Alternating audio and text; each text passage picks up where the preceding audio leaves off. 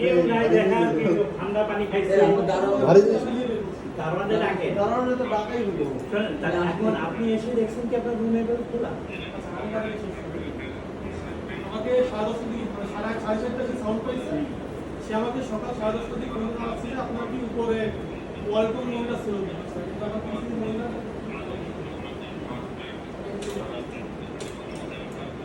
তো বলতে ওই ঠান্ডা দিয়ে দেন তো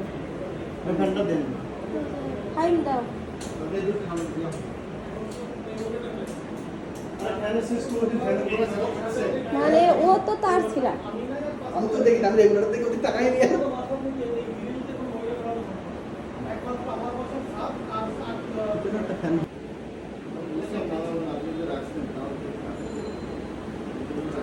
উনি আমার বলছে যে আসলে ময়লার শব্দের মনে উনি এটাও বলছে আমি আর উনি কোনো ও তো ঝিনেই যাচ্ছে পরবর্তীতে আপনার উনি সকাল হওয়ার পরে নাকি আপনার মাসের মধ্যে তারা তারা আবার গেছে ওই গলিতে এখানে পানি খাবেন আলাদা করে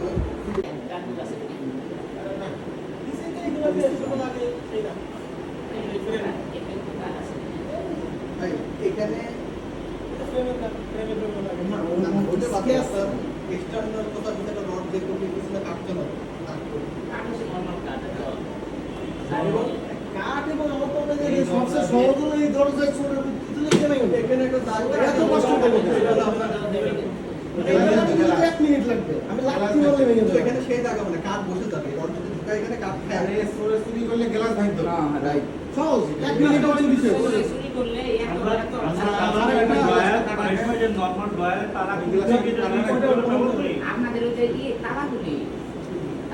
যে ভিতরে তালাগুলি তালা ছিল নাকি আমরা ছিল তালা দেওয়া ছিল এইটা এইটা না ওই যেগুলো নিচে সেগুলো তালা দেওয়া আলমারিগুলো হচ্ছে আলমারিগুলো কি তালা দেওয়া সব কিছুই খুব সুন্দরভাবে তালা দেওয়া ছিল। এখানে তো আমি ভয়েস ওভার করতে পারছি না কারণ আমার মানসিক অবস্থা সেই রকম নেই। জাস্ট আমি সব কিছুই আবারও আমি শেয়ার করব যে আসলে কিভাবে করেছে আপনারা আমাকে একটু বুঝাই দেবেন। এটার জন্য কেউই আর সহযোগিতা করছে না এখন মাত্র। এইটা মানছি সকাল পর্যন্ত তারা চুরি করছে কিন্তু কিছু হয় নাম বলতে যায়